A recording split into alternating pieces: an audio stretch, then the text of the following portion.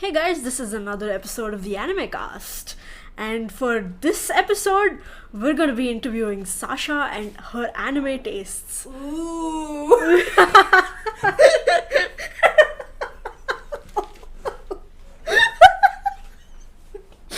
Okay, well, that aside, well, I know we have we've made a lot of, and we've already made an episode about our anime journey and all of that. But one thing we kind of missed out there was us mentioning what our favorite anime is. I can't believe I didn't talk about my favorite anime in that episode, but yeah, we did mention that we're gonna make a whole special about it. So I mean, yeah, you fangirled about this one, so it's in the title. We all know what it is, but just hearing it right from her, let's drum roll, Code Geass. I mean, if it wasn't clear already, Yeah. But yeah, I mean, it's Code Geass. But then, I just want to know, number one, what about the newer anime? Because Code Geass, because I know you for a long time. Yep. I think 6 years ago it was Code Geass. And 9 years ago it was Code Geass. Okay, well, I'm just saying, hasn't anything come along from 9 years ago till now that has dethroned the king? So I think very okay.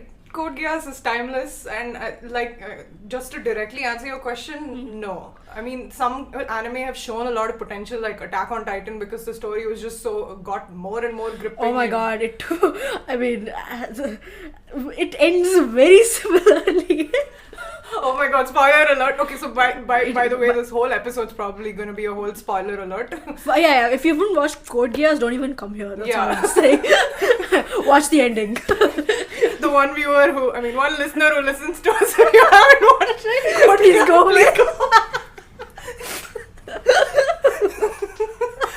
Yeah, well, I mean, it's gonna be spoilery. That's all we can tell you. Yeah.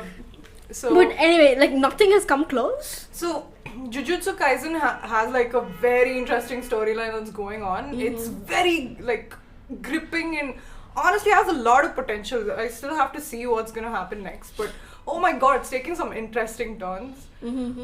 But then again, just pure ending wise, the production value that Code Geass gave, just to quote you, is just up there. More than the anime itself, the ending delivers. You do not forget that ending.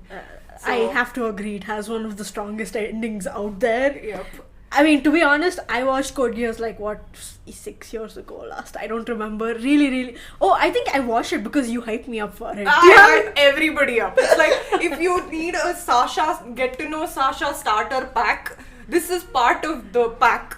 Yeah, it's on the top page. Yes. It's the cover. No, it is the first thing I tell people to do. If you want to be a friend of mine, you will have to hear about it endlessly. And fangirl about Lulu. Oh my god. Oh, Lulu. Oh. I haven't called him Lulu in a long time. It's Right? Lulu is such a dumb name to give him, but first of all, I just want to put it out there that Lelouch is such a cool name. Yes, thank you.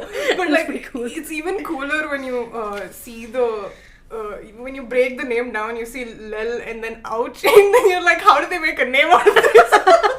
Okay, now that I think about it, it's Lel and ouch. Because I also used to lay, you know how the lay memes used to be there back in the day? Yeah. I thought they made a name out of the lay memes. I don't know, for some reason. But anyway, circling back, you're telling me no new anime from 2007? When did it come out? 2008? 2007? 2006, 2007. But nothing. I mean, I know you fangirl about Naruto so much. How does it compare? I'm just trying to find out why you like it so much. Purely the ending. See, I think you can agree with the fact that an anime doesn't have to necessarily be really long in order for it to be really well written and well structured. Absolutely, right? yeah. So, but that way you'd probably say One Piece is a lot better structured. The storyline just adds up and stuff because you've watched it completely, and I have reached the end of Arabasta and have to agree that it's pretty good. It's gotten pretty good right now. Has it? You're still in Arabasta. There's much more to come, but okay. Yeah, but I think the appeal of them is a little bit different. Code Geass starts off with all those themes in the beginning and then makes a mash out of it and then makes a mash out of it and then serves you a good ending. And ending, and you see that like with with where the story is going. Personally, since I like the protagonist, I would be okay with whatever he ends up doing. But then you see this complete carpet pulling ending that makes you go, all, what did I just witness? Like, what? And you're just like mind blown. And I remember watching the ending and I was just like, oh my god, who thinks of stuff like this? But of course I was a kid back then. I hadn't entered into the gory world of Netflix and stuff. But you know what I mean, right? The ending was just like, oh my god, how do I get over this? And even now, every year since then, I've rewatched Code Geass with like a couple of breaks in some years. The annual CG rewatch. Yes, that is it's what a marathon. Yeah, that's what I call it, the annual Code Geass marathon. And I just shut everybody out and spend like a whole week watching the whole anime. And then once I finish the anime, I have to listen to continued story again and again. Continued story is the best. I cry during the ending, I cry during the song replay, and I just live that whole day with complete joy of how that anime makes me feel. So it's just, I don't know, the whole anime, small, well written, well structured, everything is tied together, and then there's a lot of value that comes out of it. It makes you feel, the music is great, the protagonist is great. It's just, yeah, I don't know. I mean, like, I'm trying to understand this, right? Because I understand, like, Code Geass had a really good ending, and for what it's worth, they did throw in a lot of themes and characters and blah blah blah. But then, not one anime since 2007 has made you feel the same way. That is crazy. I feel, according to me, I don't know. Might attribute it to the fact that once I entered college, the whole viewing of anime kind of dropped off a little. Mm-hmm. But there were some anime with potential, like right now, like I said, Jujutsu Kaisen, and honestly One Piece, after how much you guys hyped it up, I think it has the potential.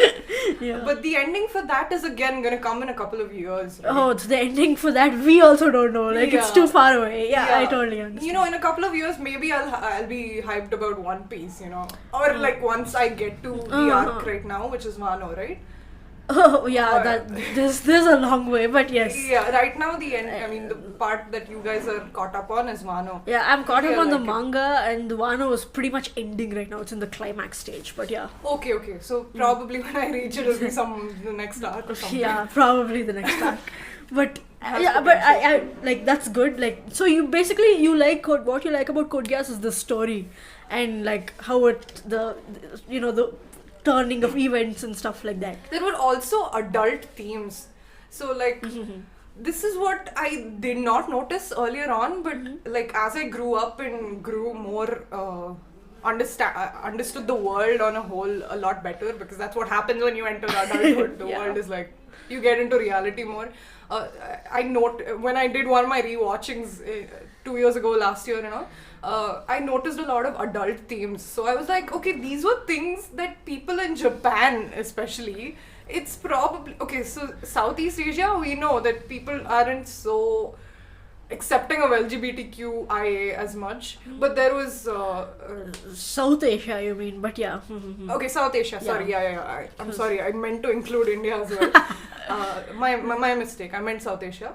But to be honest, like Japanese and like more Eastern cultures are very friendly with LGBTQIA stuff, which even I didn't know. Like, I found out recently. Okay, that's interesting to know, because I'm basing this purely off the assumption that Southeast Asian cultures, since we're generally very conservative, I'm just basing it off of that. So I might be completely wrong. It's just that for me, it was a huge culture shock when I watched it. It was an adult theme, and I know that no other anime had explored it. So I'm assuming that the conservatorship is kind of like, conservative attitude is kind of in the anime as well, because we didn't see it naturally. That's true. But Code Geass first anime where you see it, and there are table-kun jokes and everything, but oh my god, like they ventured into those waters. It was pretty cool.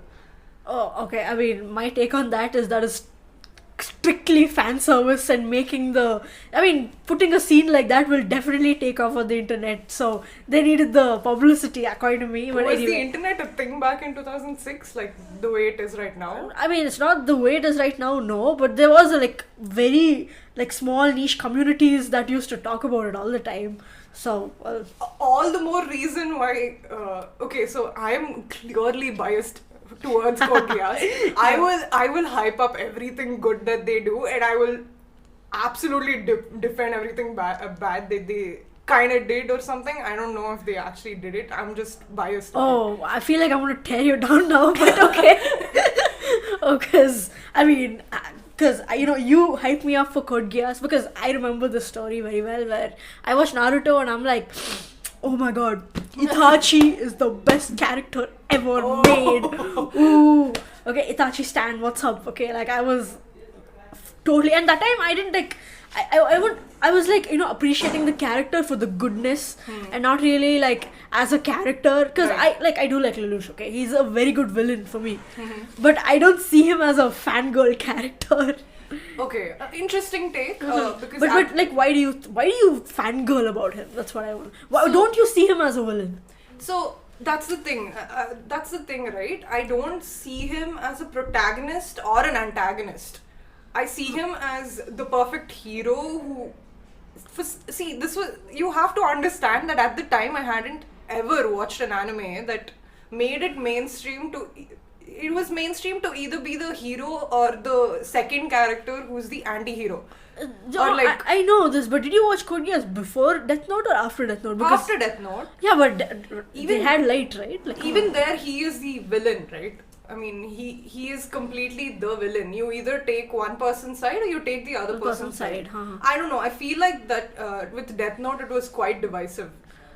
You either consider Light completely good and you vouch for him in the end by justifying everything he does. But in the end, he obviously loses. Again, huge spoiler alert. No, but according to me, there are no good guys in both Death Note or Code Geass. Right. I think everyone is just bad and worse. That's all. So I don't know. Again, it's more about how you empathize with the character, right? Makes sense. If you look at it strictly in terms of let's classify them as a good guy or a bad guy, Itachi is a bad guy. Itachi is the good guy. How can you say he massacred his whole clan? Let's not get into it. I am not a fan of Itachi. I don't really think he's so special. So I kind of spend my time. No, but he massacred his clan so that the entire village doesn't get massacred. So, but you're telling me that Shizui wasn't a better character than Itachi. It's just that Itachi just decided to. No, I'm saying they're both on the same level for me. Okay. Yeah, it's just that Itachi got more airtime. That's all. So I think Shizui as a character is a lot better because he kind of decoded what was happening and he wanted to come back to the village to warn everyone. It's just that he died. Yeah, he because died. God knows why. Danzo, right? Danzo was a real villain over there. But yeah, of course. He was poisoned by Ino's father, right? Sorry, not Ino. What is that? Okay. The bug guy. The father. Shino's father. Shino. Yeah, I said Ino. Shino's father is a person who poisoned Shizui. It's just that, and Danzo kind of helped with that. But he was the one who decoded what was actually happening. That's right. Shiso is the one who did the whole thing. That's true. But then, of course, he died. I'd call it a plot thing, whatever. I understand. But in the end of the day, he's the one. It's hard to massacre your whole family. It is very hard. I just and think he it did was completely unnecessary. I just think it was completely unnecessary. No, I know it's unnecessary. That is the lesson that Itachi got from it. Do you remember in the end? He was like, I should have talked to you more, Sasuke more. And I feel like this whole situation could have gotten resolved. But then I decided to take this huge thing where I went and, See, that's what kind of breaks him down for me. Him realizing later on, that episode wasn't even made when we watched it. But when he did it, of course, it was completely difficult and unimaginable to do something like that. For that, I give him props, okay? Yeah. I just see that whole thing as a completely unnecessary thing to do. Which he himself realizes in a later episode. I understand it's totally unnecessary. And most very drastic things, always it's very hard to like, sell that. But I understand. But I feel like it's like, they put it black into the plot when he comes back alive, and then he's like, I realized that was unnecessary, and like they put it back into the plot. Right. But I think Code Geass there takes the cake of things about doing things unnecessarily. So come on. This is where I think we contrast. Yes. Like, so the thing that I see with Itachi and that whole thing happened, I felt the emotion just as much as the next person. Yeah. Because it was, oh my god, it was groundbreaking. Okay. Yeah. It's just that when I saw Itachi do it, felt like a completely unnecessary thing to do, which he himself admits to in the True. end. It's just that in Lelouch's world, it seems like a thing that's quite bad to do, but it seems like it would resolve things. It's unavoidable to the plot in a way. I mean, of course, he doesn't have to do anything. Tell me which incident you're referring to, because I'm about to on you, but yeah. Okay, wait, you want me to tell you which okay, so which incident seems super unnecessary? Clovis killing, that was probably unnecessary to do. No, that was Clovis is an idiot. I want him dead. So yes, that was necessary. I don't think so. Okay, of all the I'm things talking about Euphemia, the massacre. That was not his fault to do. Like, it was That was so conveniently not his fault. He had the army ready because it's going to happen. He even intends for that to happen. No. And then I feel like the story is written in such a convenient manner that they want this thing to happen. Like, the creators want this to happen. Yep. But they also want to let Lelouch off the hook for it. Right. So it's so, like, I agree. They're just pushing it. I like, agree. don't know. And again, the shock value of that whole thing happening, it feels like more of a... See, I'm speaking purely in terms of the story and the characters and how they go through the story. Because that's how I always look at it. Okay. Look at anime. Yeah. I feel like when I watched Code Geass, and during that time, I also used to watch it through the character. Right. Now I watch it through the writer's angle, and I'm like, this is bad writing. So I understand. I know.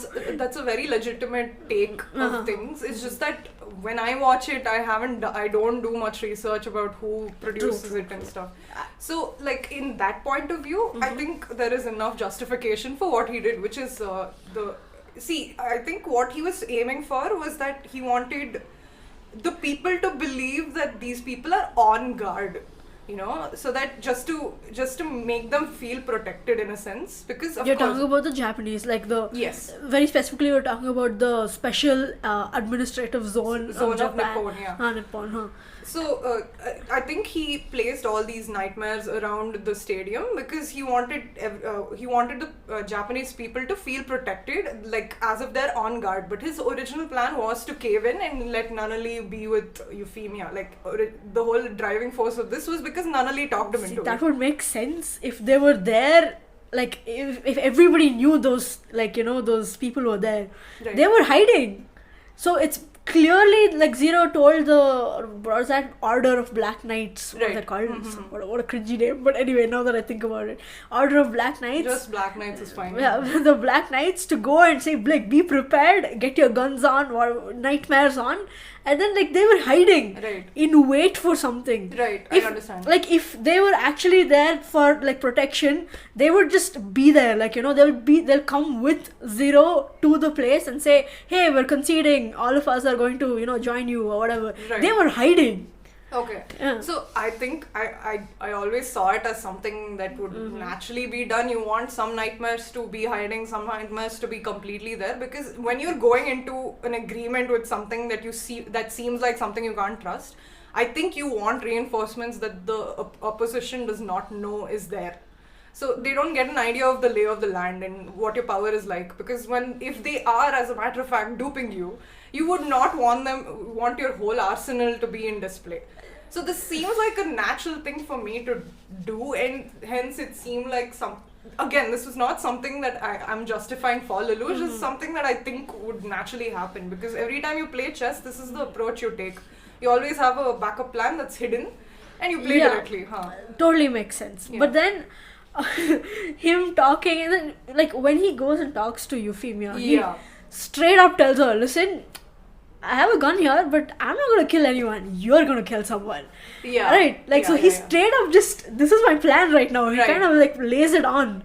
Right? And then there's a moment of Euphemia is like, hey, no, I actually want Nunnally, blah, blah, blah. And then she says, no, I'm actually the good person, believe me. And then he's like, yeah, well, I guess I'm going to concede now. For example, if I tell you that actually nobody can, Yeah, he talks about how he has the power of the Geass. And then kind of hinting at it. And then very, very, very, in a very, like a plot weird way, like he's just like, oh, by the way, if I tell you to kill, you will kill. And then the Geass just works on her. I'm like, oh. Yeah, that was a convenient plot point. It was convenient, but you let him off the hook for that. I did not. Okay. I genuinely did not when it happened, okay? Uh-huh. I could not find myself, I could not find it in myself to forgive him for something like that. Because Euphemia is such a pure, amazing character. Exactly. Suzaku was fucking annoying. I'm sorry. But I honestly think Suzaku, I mean, I don't agree with him again, but still, like, I admire him.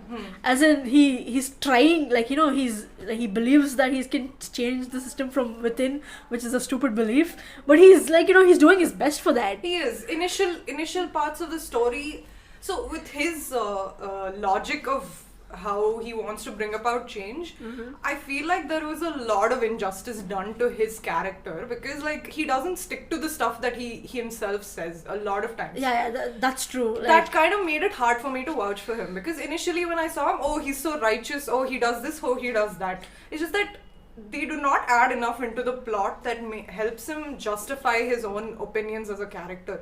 I know, because he goes crazy somewhere in the middle. But I feel like Lelouch also goes crazy somewhere in the middle. Which is part of the whole Euphemia part. Euphemia part. Where he thought Nunnally was dead.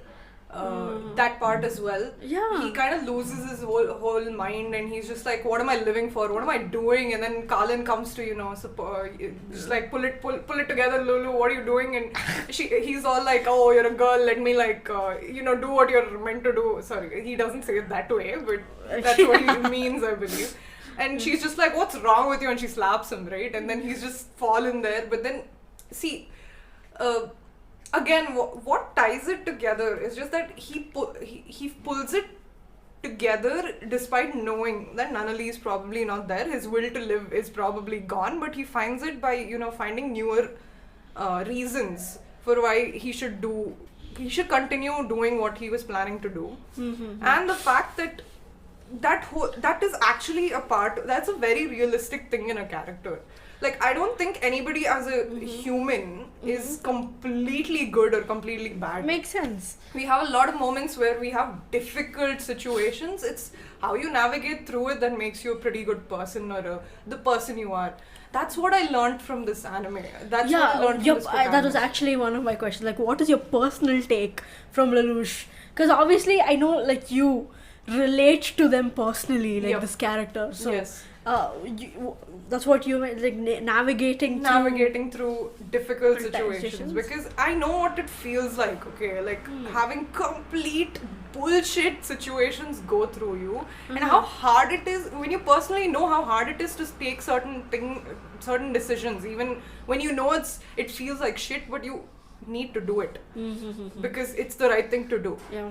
And doing stuff in difficult situations because you want to stick to your word.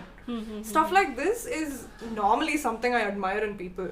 Wow, Code Geass is starting to sound like Mahabharata right now, but yeah. I mean, I think probably there's a lot of influence because I did go to, so the initial years of our schooling, they did kind of like stuff Ramayana and Mahabharata into us. So I grew up feeling like, oh, Ram's character is so righteous. Rama's character is so righteous. Oh my god, we're drawing parallels now, but yeah. Dude, I mean, it could just be a me thing and I just admire this quality, but it could also be that influence. But now, I mean, naturally now I don't, say, oh, Ramayana is the greatest story of all time because of how difficult the decisions that Rama made were. Now, I say Code Geass is like that because they kind of contrasted between people being good, people being bad as well. Same people, but you still see how the story progresses. They make difficult situations. I think as a character, as a viewer, you're completely challenged to you. I think you'd really sit and think, okay, do I want to support this guy?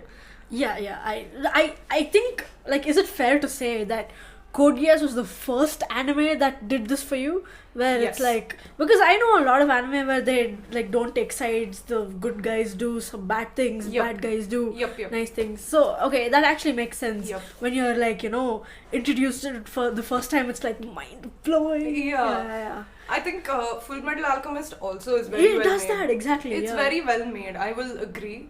And it a also lot of has people- the like theme of like the bad guys doing it for a good reason and like those those kind of arcs. Yes, completely agree. I did watch Full Metal Alchemist before I watched Code Geass. Really? Yes. Oh. Yes, I did. Yeah, I mean, but to be honest, I feel like Code Geass is a little bit stronger. So Stronger. Yeah. But that is especially because of the ending. the endings, yeah. I'm taking this on a whole. If you're comparing according to certain characteristics of anime itself, then there are anime, like you said, that make you really think about who's good, who's bad. Still make you, again, anime in general has made me question all beliefs. Exactly. That's there. It has a lot of ideas that you don't usually think about. Yeah. But you should be, Yeah, exactly. You should be. It's a good medium. Yep. But okay, now I know that you love Lelouch. Yes. But I want to know your takes on like other characters, because I think Code Geass has like too many characters, to be honest. Right. But like, what is your take on Suzaku? You just mentioned like you don't like him, but yeah. Do you wanna- I don't like how his character progressed. Like him stabbing his dad in just to kind of. Okay, so he has an ideal.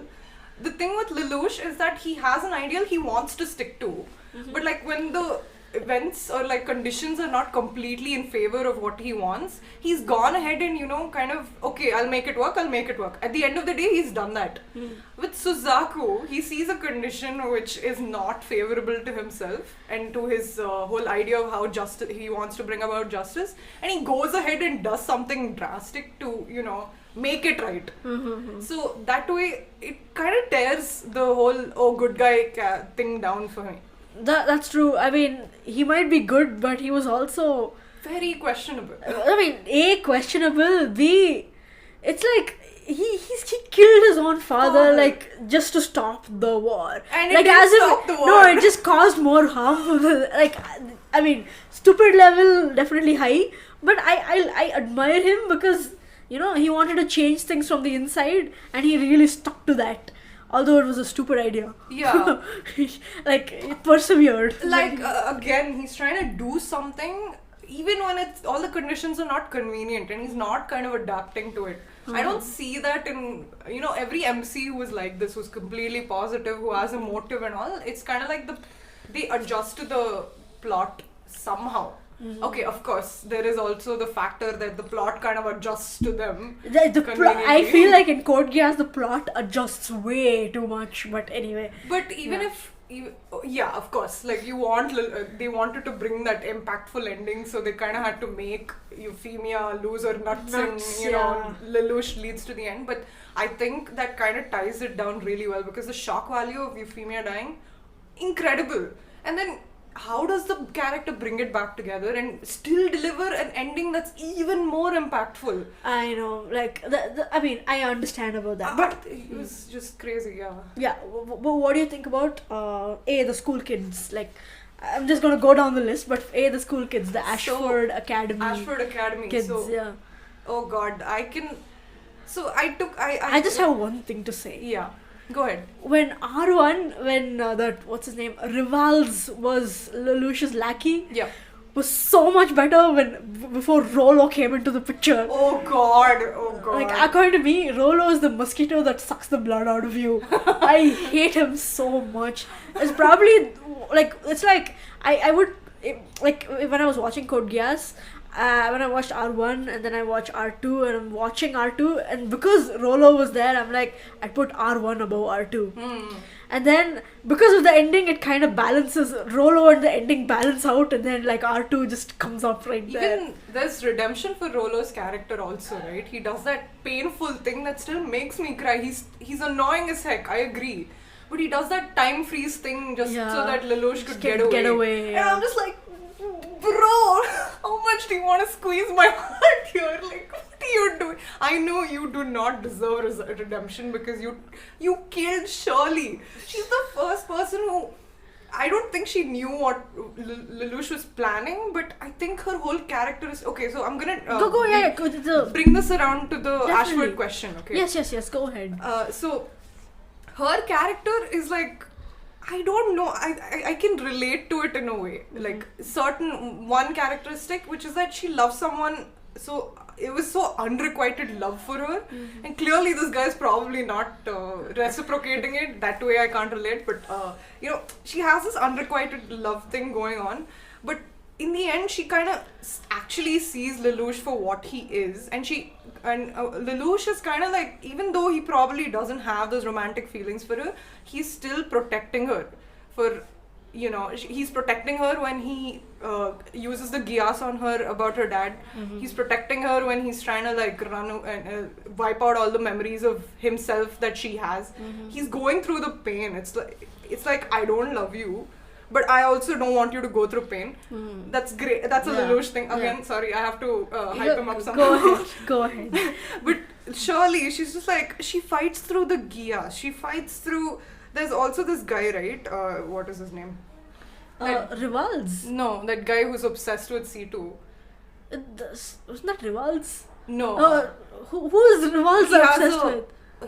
Rival's not obsessed with anyone. Oh, he's obsessed with Millie. Millie. Okay, my bad. That guy with the glass. Oh my god, I watched this 9 times. You would think I'd remember his name, but I legit don't remember. But okay. He's obsessed with CC, right? He is. He's just like he takes Nunnally and he has this huge block of thing that's about to fall on her and stuff.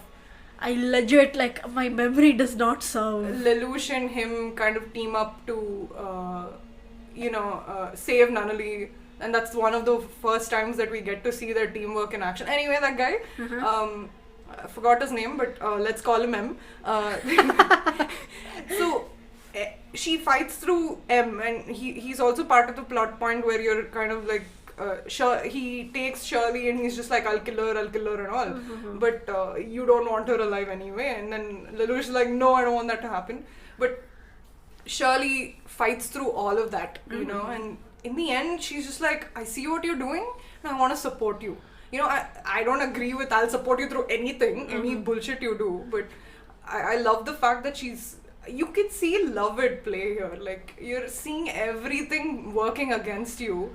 Even he himself is okay, again, I don't agree with that, but he himself is like against her being in love with him because it's painful it's gonna be painful for her. But she fights through all of that and she defends him and she's just like, I know what you're trying to do. I get it. So even before Nunnally understood what her big brother is doing, which is at the very end, by the way, and her figuring it out is also pretty smart. But Shirley doing it is what Ashford Academy represents to me. Like, aside from this safe space that Lelouch has through Shirley, through Shirley's acceptance, I think Ashford Academy was the one place that he wanted to protect from the rest of the world because he sees a peaceful place where he can just be, and he's always protected that for himself. So yeah, but I mean that kind of contradicts because this is one point I know in the beginning where Lelouch thinks he was a dead man before he met C2. Yes.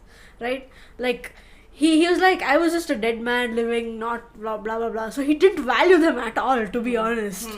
But of course he does like the good thing and he saves them and all of that. But to be honest, he's like, go ahead and kill me right now because without this power, like this power is what makes me. Right. But then he didn't value them at all. Yeah, correct. That's true. But I guess sometimes you see the value in things only when you like going to lose it. But yeah. Also the fact that I think he gets a will to live, and that's very realistic to me. He's not perfect, and that's what makes it more realistically likable. What makes him realistically likable. So also that, and I think I want to completely address his ideologies towards the end before we'll get to that. Okay, sure. Also, a part of Ashford Academy was Nina. What did you think about her character? Nina is one, sorry to say, a batshit crazy chick. She's a psychopath. I mean, to an extent, I also like, I'm like, oh my god, she's just shy. Yeah. You just think it's just coming out of her shell. Yes. And she came out of her shell, let's just say that. Yeah. Oh god. I don't know. As LGBTQIA plus positive it was. I'm sorry. And I enjoyed the table kun jokes, but oh my god, this woman is just batshit crazy. Like, I feel like in anime I think in the 2007 range they kind of had this yandere character, I knew you the were one going who would like laugh too much and like those kind of characters. who's just crazy obsessed with the character. Yeah, and that's why they got her in. Oh god. And dude, her character is what created Flea. Yeah, which was everything that's wrong with the world. Literally everything that's wrong with the world. It's like Code Geass' version of a nuclear weapon. Yeah. They had to channel her craziness into creation of a nuclear weapon. Like, why? Schnitzel is such a Schneisel. Schneisel. Schneisel. Yep. Yeah, he's such a weasel. Dude, oh, Schneisel's weasel. I mean, Schneisel's. That sounded wrong. Schneisel's character, I legit thought. That is my next thing. Let's talk about the royals and the royal people who are succeeding to throne. What do you think? Yeah. But I will get there, but I'll just finish this. Schneisel, yeah. So I love how his. Oh god, there was a whole point in the first watch. In my first watch, where I thought Schneisel, holy shit, this guy is legit smarter than Lelouch. He's using Lelouch against himself. Exactly. And you can see that in the chess match that they play. He's just like, I know your personality. I know you're gonna put your own self, the king first, and I know how to beat you now. It's just like, oh my god, psychological warfare. And I love the fact that Lelouch put himself before all his. He has this quote, right, that says, if a leader doesn't lead, how does he expect his subordinates to follow? That shows up in the game. Like, he plays with his king, And I'm just like, that's a very Lelouch thing to do. And I love what you're doing. I love what the writers are doing here. But then Schneisel is just like, I know your personality. I know how I'm gonna use you against you. It is perfect. It's perfect. I feel like the only reason in the end Lelouch won was because Nunnally, I don't remember that scene exactly, but I know Nunnally in one moment she kind of believed Lelouch, and which is kind of why he lost, right? Or is that kind of what happened? I thought that was what happened. Like, he kind of won only because Nunnally believed in Lelouch for 1 second. I don't know what you mean. Can you tell me the scene? So it's the last war, right? Like, right after the whole when what's his name, Charles goes down, and then they come up with the Zero Requiem, and that's when Schnitzel goes against Lelouch, the big battle. Yeah. The flying thing again. How am I? Damocles, yes. Yeah, I remember that name very well. And she has a flare wala button. But she has a flare wala button, and then she's like, I'm gonna press, and then she doesn't, right? Right. No, I think she drops it because Damocles shakes, and was that why? I thought she believed in him. No, there's no moment where she believes in him, because that's why I'm confused. Really? Yeah. Wait, so why doesn't she press the button then? Because she drops it and it falls somewhere far away, and that's when she opens her eyes, right? She's just like, oh my will. And that is when we realize that Charles actually put the Geass on her, and that's why she pretended like she was blind. Okay, she didn't know she was pretending, but she wasn't actually blind or anything. She opens her eyes and she gets the thing, and she sits up and she's like, Lelouch, what you're doing is wrong. She's like, I want the world's hatred on me, and I will press this button and I will be the bad person that everybody wants to, that everyone's hate can focus over, okay? I'm just like, shit, Nunnally, holy shit, oh my god, it's such a righteous thing to do, and put this upon yourself, because actually I didn't know what Lelouch is doing. Lelouch is like, bro, you are my sister. Don't plagiarize me. Yeah. He does that, but he's also creating the world for her. He doesn't want her to not be in it. Yeah. So that's when he's just like, okay, Nanali, I love you. This is where he's thinking on this, right? Yeah. He's in the Zero mask, and he's taken off the Zero mask. I think she knows who Zero is, basically. There's no Zero there. Zero is gone. There was Lelouch the tyrant, right? No. Wait, yeah? Yeah, it was. Oh, right. Lelouch the tyrant. Right, yeah. Again, how am I forgetting these things? How we forget? Good, yeah. Okay, but anyway. But I think this is my point. There's too much going on like Code Geass. But go ahead. He comes in, he walks in front of her, and Then how does? No, why doesn't he's she not- press it in the end? He's not wearing the mask. Yeah, but why doesn't she press it? That's my question. Wait, let me recall, because him wearing, I remember thinking, from the time he wins the Schneisel match and then becomes the king. So he's not a king yet. He hasn't gotten the army yet. He fights Schneisel before all this happens. I thought Schneisel joins the Order of the Knights to take down Lelouch. So it's like Karen, Cullen, and all of those people does. are like, why did we believe in you, Lelouch? We're going to fight against Yes, you. that happens.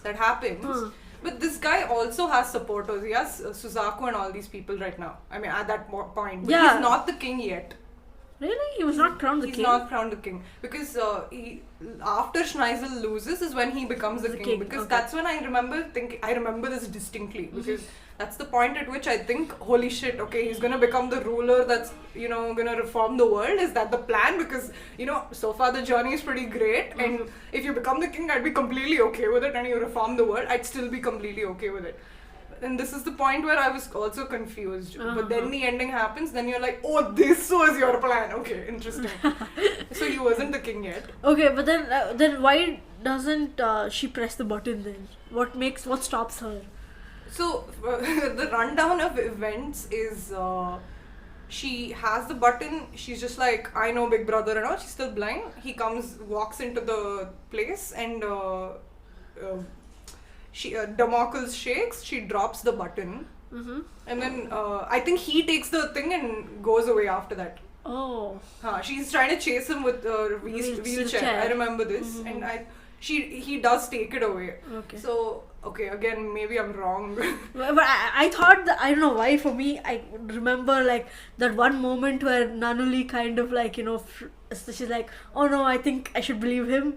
And in that moment, he takes it away from her, and that's what I thought. No. There's no point at which Nanali sees through Lelouch throughout this whole thing. That's why I think that was completely kept for the ending. But I know the whole conversation she has with her big brother, where she drops the button, she's just like opens her eyes, and that's the point where you're just like, oh, this was a Geass on her. Yeah. And then Lelouch hears why she's trying to do this, and he's just like, you truly are my sister, and has a moment like that, and you still don't know his plan. Yeah, you don't know his plan. But we just see that, okay, he sees his sister, he listens to her ideology, and he's like, I see what you're trying to do, and I agree with you in a way, but I don't want you to take on the whole world ka thing, okay?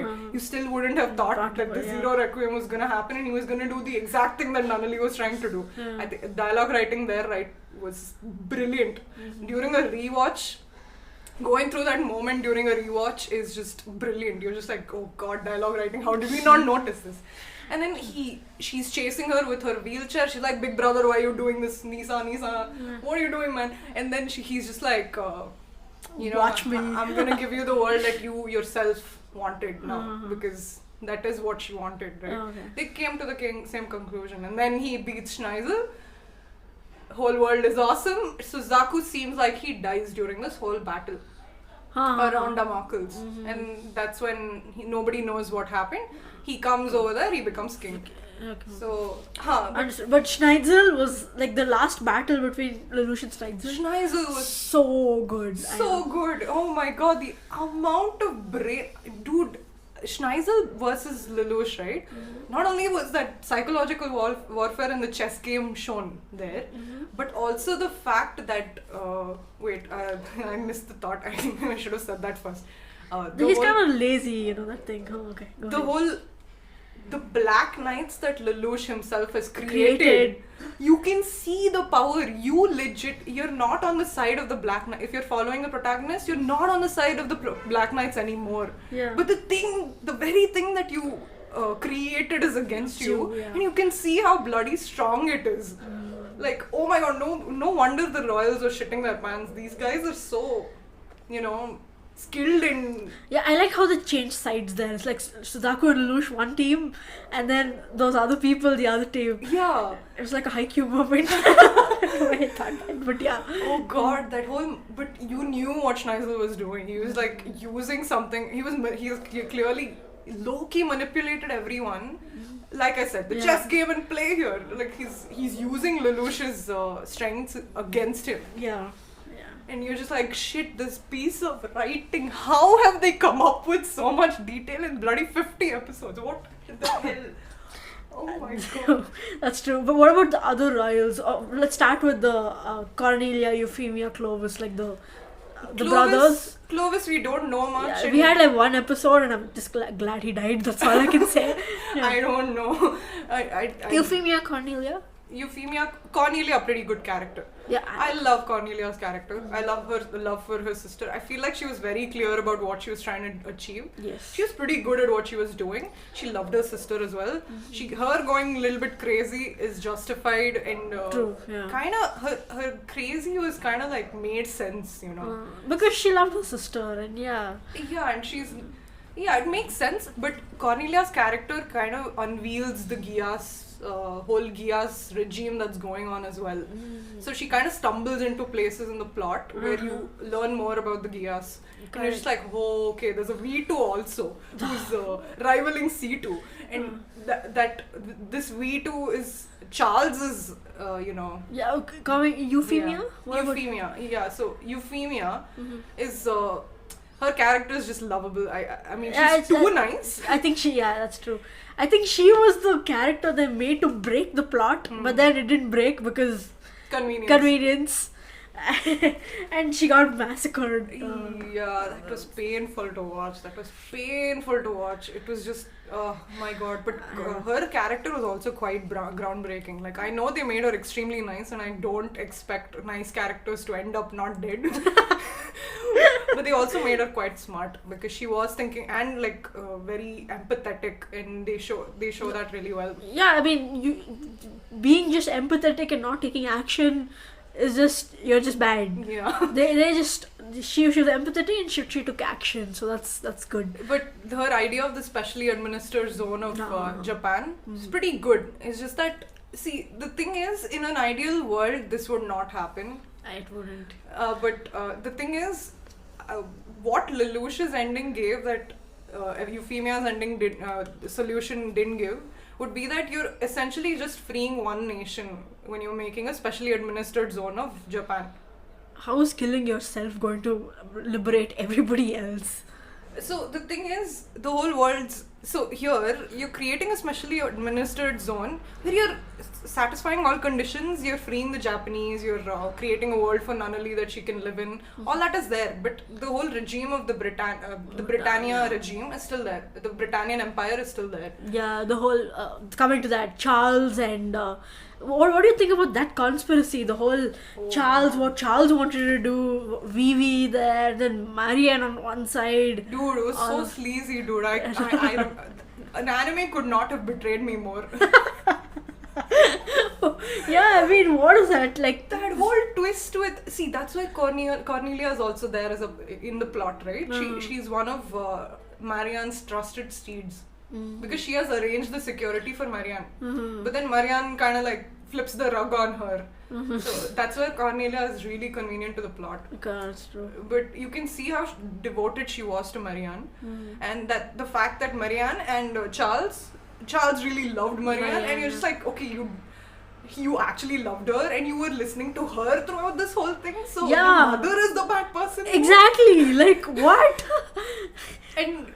Again, whether they made mother the bad person, it all went wrong in my head. I'm like, now I can't comprehend what happened for like 25 other episodes. But yeah. Yeah, what? You're so sleazy towards your children. Why did you do all this? And then in the end, you find out that that's also another thing, right? Yeah, V2 is betrayed by Charles here.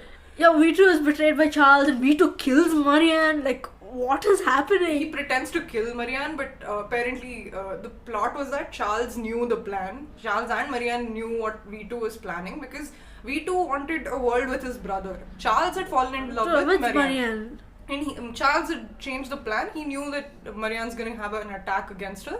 He saves her. They've planned all this crap and they want a world in which they can live with their kids. And they've decided out of 40 kids that they've had, their favorite 2 kids are Nunnally and Lelouch. No, it's Marianne's 2 kids, but Charles has other kids with other wives, right? That's why.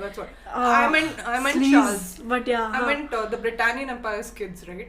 So, but Charles has decided that his only 2 favorite kids now is the ones that he's had with Marianne, and he wants to create this world for these kids. Yeah, but after she dies, he's like, you 2 kids, even though you're my favorite, go and exile somewhere else. What is that? Yeah, I'm just like, how demented do parents in the world of Code Geass have to be to make this happen? Like, I found the whole Charles, Marianne, V2, whatever thing too convoluted, and the whole collective conscience.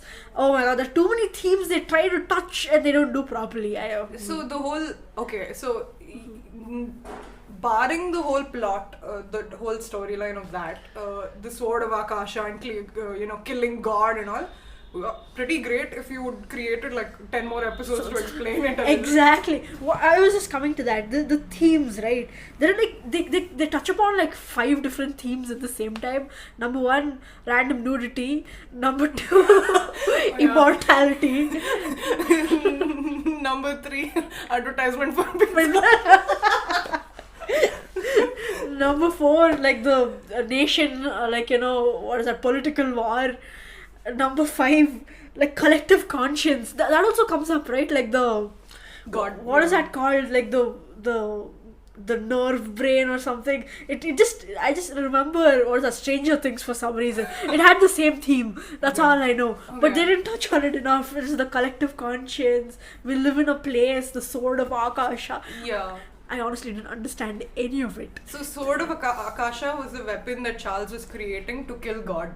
So that he needed both V2 and C2 for that. Because C2 is the stronger holder of the code, and something like that. I don't know. She's the holder of the code or something, and Charles has to kill her in order to get the code, so that he can get the ultimate power and all. V2 is actually not a part of this plot at all.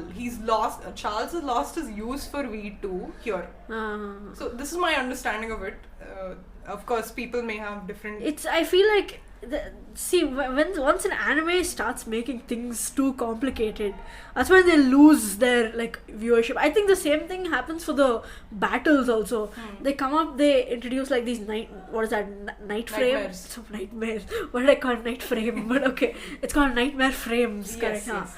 Nightmares, and then they're just they have these communication systems and they have a layout which is not unclear to us. And how do we really know who's winning? Right. We just have to take their word for it. Right. So when they make it too complicated, I know making an anime with just 50 episodes is very good. Hard to do. No, I mean it's good because you just make it very concise. But they touch upon too many themes for just 50. I feel like that. That's true. It was pretty crowded in terms of themes. What do you feel about all these themes? But what do you feel about the nudity? What do you feel about them chasing a cat for a whole episode? Oh, I was gonna... Yeah. I'll touch upon let's these go things. ahead. Yeah. So, firstly, I want to address the whole... so, the royal family wala thing... The royal family themselves have so many different... So, I like this whole parallel they drew between Schneisel, all the 3 potential heirs to the throne, which were Schneisel, let's face it, the firstborn child was not as smart as the secondborn. We forgot his name, that's how... Odysseus. Odysseus, yeah. He was just I'll just marry a minor, it's cool. Yeah, yeah, I'm just gonna be here. He was the original contender. Schneisel was the secondborn. Yeah. The next potential heir is probably... It was Clovis before he died. Not in order of birth. I'm talking who had the most potential to be the heir, Oh. which was Lelouch. Let's face it, he's smarter than his, peers. And there's also Charles, who wants to live forever. But in the end, actually, like, Lelouch, I don't know, but Nanali was number 53 or something, right? So he had, like, other kids that we don't know about. But Yeah, true. just putting a seed everywhere. But yeah. I mean, it's Yeah, probably but go not ahead. I unnatural. just interrupted you. Yeah. Sorry. So so there is one dude who wants to create the world ideal to live in a continual loop of a past. So this was very Naruto like for me. This was very infinite Tsukuyomi for me, and I was just like, holy shit, okay. So at that time, That's what Schnitzel wanted? that's what Charles wanted. He wanted an ideal past where everyone can come back to life probably, and you can just live in peace, and you'll be living in that constant loop of which is what Madara also wanted. But at the time, I think this Naruto ending wasn't there, so that was pretty cool. They introduced that there. His whole concept of killing God and controlling time, I think it was quite rushed. But I get the idea. They were trying to put this idea of Charles supporting the past. And then there's Schneisel, who's just like, oh, I like the present. And the present is perfect right now. Like, everything is, again, they word it better. I'm not doing justice to this. But Lelouch is like, yeah, both of you are wrong. I look forward to the future where everyone can live properly. There, again, dialogues are better than mine. It makes more sense. And I'm like, holy shit, look at that contrast between these three. Like, holy shit. These three characters from within the Britannian Empire are all thinking different things. And oh my god, this is where you see Lelouch's character shine. And he says this dialogue before he declares to the world that he's won against Schneisel. That was pretty rad. Like, that was an insanely good addition to the story. But coming to your other questions, Like the themes, like, what do you think of each of these themes? Yeah. You mentioned the cat, but I was gonna make a joke about it. Also, yeah, that whole theme of the cat. I love how that cat almost ruined everybody's plan. Dude, I mean, it would have been fun if it was an extra. Like, I feel like that's a perfect OVA episode, don't you think? I think that episode was kind of necessary in order for everybody. That's the episode where, in the end, you find out the friendship and the camaraderie that Lelouch and Suzaku have with each other, as well as you get to see, oh shit, their teamwork together. Like, if they work together, it's perfect. Like, they come up with amazing plans. And that came through because of the cat and stealing the whole. And the pizza fan service, Arthur, yeah.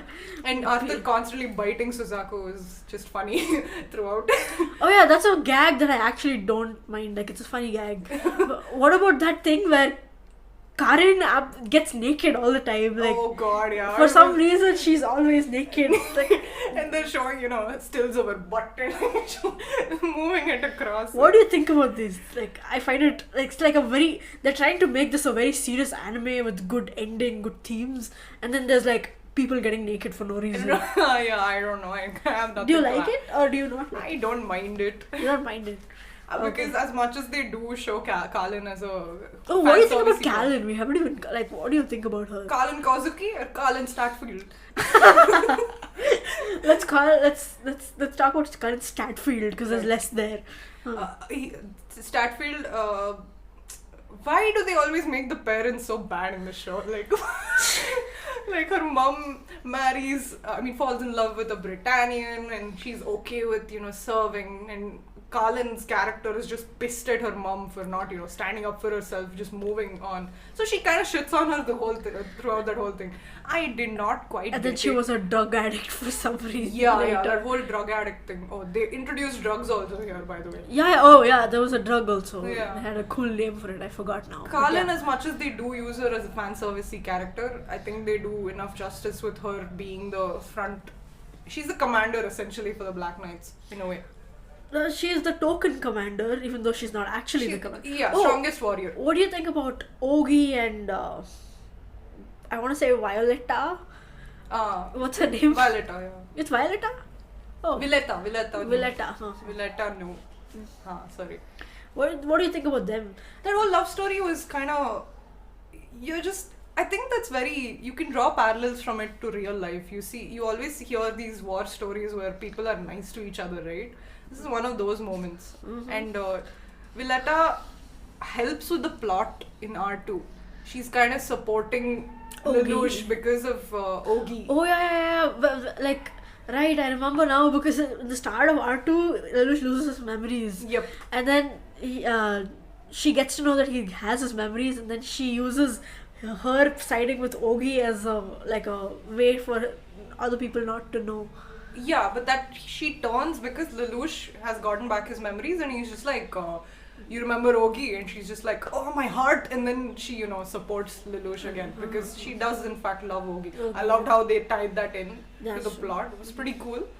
And yeah, I mean, in general, the themes of the school, everyone's just representing innocence. They're in their own world. And all these characters are so crucial to the plot point because very major characters go to Ashford Academy. True. And all are in the President Council, though. What? Student council. So very, very convenient. But yeah. I mean, for someone like Lelouch who sleeps all the time or doesn't attend school all the time, he's the student, he's in the student council. He attends school, he just doesn't pay attention in class. But he is shown to have good grades in one or two places. So I think everyone's just pissed that he's just lazy, like you said. But there are unimportant characters like Millie. She's important in the student council, not really important in the real plot. world. Yeah, it's true. And, but I like her. I like Millie a lot. She's nice, yeah. And Rivals, like you mentioned. Rivals. I think he was a better Rollo. Yeah. Oh, coming to Rollo's character, that whole pain that you get for the brotherhood that he feels. And Lelouch just hating him the whole time because he's trying to replace Nunnally. Yeah. But in the end, he actually gives him a proper send-off, And I'm just like, and oh my god, when Rollo steps in to save Lelouch, we're all sitting there thinking, what the hell is going to happen? Lelouch has yelled at Rollo, the one person that he doesn't want him saving. And he has no way out, and then he comes in, he busts his brother out by, overusing his Geass, and finally dies. Yeah. I don't particularly like this character, but I've cried every time. Yeah. Yeah, that's true. You were gonna talk about the what you thought about the ending. Why Lelouch wanted the ending. Right. Yes. Why he wanted the ending, right? So this is probably the biggest reason why I liked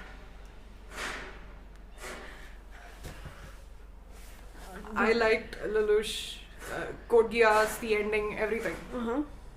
Was because, dude, his motive for the ending, he had a plan. And he wanted to achieve a certain thing towards the end, which was initially, it was to give a world for Nunnally. Where Nunnally can live in, happiness and everything, and, in a peaceful world. And then you're just like, okay, this is the goal, it's pretty straightforward, we know what Lelouch is trying to do. And then you go into, through the whole story. His whole idea of what he wants the ending to be is still the same, right? But he has modified his reasons for why he wants that ending. Now it's no more about Nunnally. It's no more about, it's expanded into Ashford Academy. It's expanded into Shirley and her plotline and what he did to her. It's expanded into caring about the Black Knights, which is Kalin being in love with him. It's expanded into the people of Nippon. You see that with the drug use that they have and that whole thing. And it's gone into more than just Nunnally. Suzaku also, yeah. Suzaku also, finally. I think, and I don't know, it was just like, the ending is, his goal is still the same, but his reasons for why he wants that ending is what really made that ending so impactful. That whole scene where they're just masquerading Lelouch on this huge, what do you call it, nightmare frame. I don't know, but he was there, and then Zero comes along, and yeah, so Orange is there, Jeremiah is there, and he also knows the Zero Requiem. Yeah. He's just standing there, protecting his Lord and Savior, the son of Marianne that he loves, that Orange loves. Yeah. And then there, out of nowhere, everyone hates him. Everybody in the world clearly hates him. He's tied Nunnally, a crippled chick, just to, add that extra value of hatred. He's tied all the black knights. Right, now I remember. Nunnally gets to know after... Wait. So I wanna get there and then you can tell me. Sure. So this part, he's just added all these extra elements to make everyone hate him even more, to see him as a bad character more. And dude, it takes some next level character as a person to pull that off. Like, if Lelouch was a real character and I imagine all anime characters as real people, okay? I know it's easier to write something, but actually being that is hard. But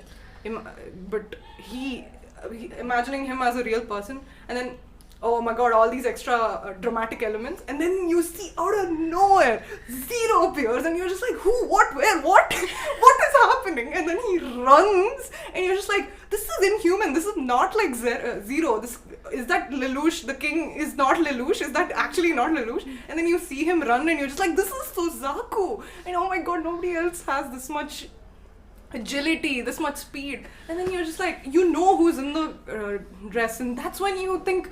And then he fights Jeremiah, and he's just like, he jumps over him, and Jeremiah looks at him, and he's just like, go forth my knight or something. I'm like, oh my god, I know what is happening, I don't want it to happen, stop. And then you see, oh my god, he jumps, and this whole dramatic moment, Lelouch is just like, yeah, okay, I'm ready. And then you see Suzaku, that's the still where you see who's behind the mask, and you're just like, oh god, no, I know what is happening. And then Nunnally sees who is jumping, she sees the sword, and she's just like, I figured out what your plan is, don't do it. I know what you're trying to do, big brother, don't do it. I don't want a world in which you are not there. And then that happens, and you're just like, oh god, pain, and then continued story plays. But then, like, he falls and he slides to Nunnally, I remember. And then Nunnally looks at him and he's like, oh, it was your plan all along. Yeah. Depression. Oh god, I cried so much. Oh god, I remember rewatching this during the third rewatch also. I had my 12th board exams going on. It was before my math exam. That was like 2 weeks before my math exam. I was rewatching Code Geass. Oh my god, depression. I did not want to study for 2 days. You know what triggered Sasha's emo phase now? Depression, dude. Oh god. And then you switch fast forward, you see Callan happy, she's running with her uniform, and she's giving this monologue to Lelouch, Imaginary Lelouch, yes. And then you see the world that you wanted to create, and see, again, it's not idealistic, it's not realistic. You can't create a world in which hatred is not there anymore. I know. But for a short moment of peace where there is a huge repressive regime, I think there will be a sufficient amount of time before the world loses its shit again. Where peace is there. And Carlin's all like, Lelouch, I see what you... She also, by the way, notices what's happening when Suzaku is running. But none of them reveal it, Yeah, I feel like everyone who knows Lelouch realizes at that point what happened. But then they don't reveal it because, they want everyone to hate him. That's kind of what he wanted. Yeah. Makes sense. But now that you've fangirled properly about the ending, I've realized one thing though. Yeah. Over the years, you've been your fangirl meter has been coming down. Can you talk about your declining? What am I saying? Declining level of fangirl for CG, and what's triggering that? So I still tell people to watch it. Duh. It's just, I think I don't know. I've just grown up. See, the story is still amazing. It still hits me. I still cry. Everything is still there. It's just the fangirling has gone down. That's True. the only difference. That's the only difference, yeah. I still, okay, before I was completely not okay with any story. I believed that this was the ultimate. But now I'm okay. Giving room for something else, basically. I'm okay with something overtaking this. Lelouch is still my favorite character, but I invite a new character to take his place. But hasn't happened yet, and I am very emotionally attached to Lelouch. Dude, just if my future boyfriend is listening to this, just saying, if you simp about Lelouch, I am yours. Okay, well, this is going out into the world. Our one watcher also stopped watching now. Listener, you mean, Okay, listener. But anyway, now I know like why you probably did not have another anime overtake this, because it was on the ultimate spot till now. Yep. But like, what about content or any kind of media outside of anime? Is there something you fangirl about? Maybe not at this level, because Right. I don't think there's space. But like, is there anything else like apart from anime that you kind of watch that you So, really like? I have massive respect for Breaking Bad, because Oh. Mm-hmm. Breaking Bad, solid story, man. Sorry. Solid story. I haven't watched it, but okay. It's amazing. I don't know. You should definitely watch it. It's one of those real life shows that is apart from anime that has a pretty good story. It's difficult to watch in places though. It's not like anime is. That's true. And It's a what great else? story. Great story. I think Game of Thrones had a good run, but then they destroyed So at it. the ending, my god, last 2 seasons. But yeah. Again, I don't know. I have a very good appreciation for. Oh my god. Okay, sorry. Good appreciation for How I Met Your Mother. I did feel the feels for How I Met Your Mother, but Modern Family. Modern Family is my favorite. Oh my god, it's so good. Modern Family is one of those sitcoms that just is absolutely underrated. I don't think it's underrated, but I don't see people talk about it as much. Yeah, I mean, it has a place, I guess. Yeah, I mean, Sofia Vergara did become the richest person. Yeah, so. I'm trying to think about what like normal people fangirl about, but I'm not able to realize because I don't live in the normal world. Friends? Oh, Friends! Right. What about Friends? Friends, nice. I've watched it. I've rewatched it. Oh, what about like these newer Netflix trends? Like, what was that? I'm trying to think of a newer Netflix trend. Oh, the thing about red masks. The Spanish one. Money Heist. Money Heist. I haven't watched Money Heist. You haven't watched Money Heist. No. Okay. What about Squid Game?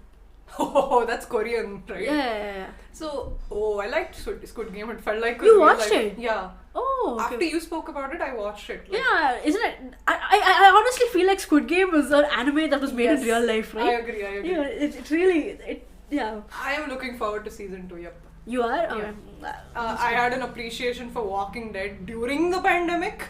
So I don't know what is demented about me, but like I like horror shows during peak pandemic seasons apparently. Sure. Oh, I mean, before all of this, Grey's Anatomy. I liked Grey's Anatomy. I was a huge fan of Grey's I Anatomy. was a fan for the first 3 seasons and then I stopped. Yeah, I was a big fan of Grey's Anatomy. I don't know House why. MD? I never watched it. Really? Yeah, I haven't watched it. Okay. I've heard it's pretty good. Do you watch any international stuff other than anime? I mean, of late, it's been Korean because after Squid Game, I watched All of Us Are Dead. It's another zombie show. All of us are. I think I've heard of it. There's a lot of hype on that. It is Walking Dead, but in Korea. All of us are dead. I see the ads now. Yeah. So I think I'm stepping into real Korean life, stuff. Korean stuff, but it's only been these two. I can give you good recommendations, but let's put that off air, I think. Okay.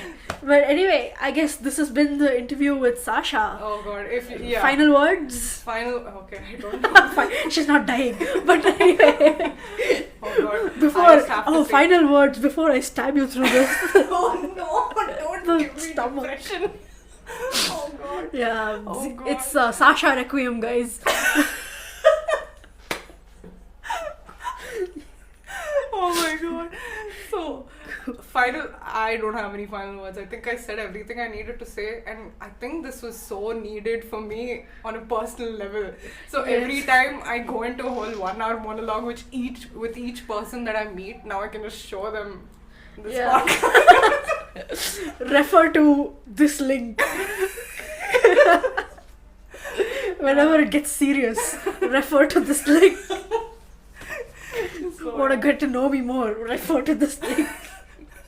But this is a spiritual experience doing this episode, so I'm so glad we did it. So I really hope more than one listener is listening, but this has been the Anime Cast. But do follow us on our social media, Instagram at the Anime Cast, and Twitter at the Anime Cast 1. And see you next time. Bye. Bye.